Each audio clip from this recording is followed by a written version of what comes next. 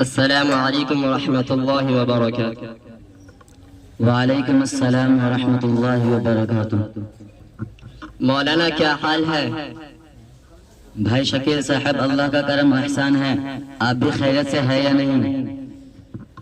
مولانا کیا بتاؤں، سیاست میں خیریت کا نام و نشان ہے ہی نہیں۔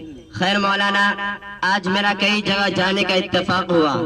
اکثر جگہ 26 جنوری کا تقریبی پروگرام دیکھا تو جی چاہا کہ مولوی صاحب کی خدمت میں حاضر ہو کر اس محب وطن عزیز ہندوستان کی تاریخ و تحریکی انقلاب اور اس کے کارناموں نیز اس کی تہذیب و تمدن اور ثقافتی کارناموں پر روشنی ڈالے، کیونکہ سیاسی لوگوں سے زیادہ معلومات مولوی کو ہی ہوتی ہے۔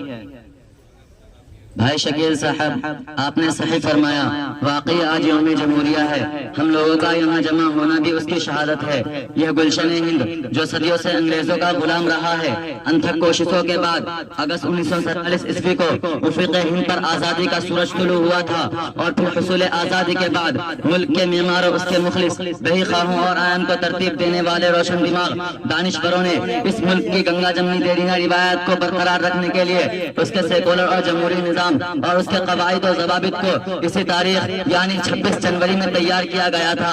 ہمارا یہ ملک صدیوں سے تہذیب و تمدن اور مذہب کی آزادی کے لیے بین الاقوامی دنیا میں مشہور رہا ہے، مگر آج چند سیاسی پارٹیوں کی وجہ سے فرقہ پرست طاقت اقتدار پر قابض ہو گئی ہے، اور وہ دستور میں دیے گئے حقوق اور اس کے سیکولر جمہوری نظام کی دھجیاں اڑا کر ملک کے سیکولر بنیادی ڈھانچے کو برباد کر رہی ہے، جس سے پورے ملک کا امن و امان رخصت ہو چکا ہے۔ یہ حالات بتا رہے ہیں کہ یہ وقت ملک کی سالمیت اور ہندوستان کی خوبصورت رنگا رنگی تہذیب اور اس کے حسن کو تباہ و برباد کر دے گا۔ مولوی صاحب، جوش میں آنے کی کیا بات ہے؟ میں تو سمجھ رہا تھا کہ آپ ہندوستان کی تاریخ و تحریک اور اس کی خدمات اس کی نیز بلندی پر روشنی ڈالیں گے۔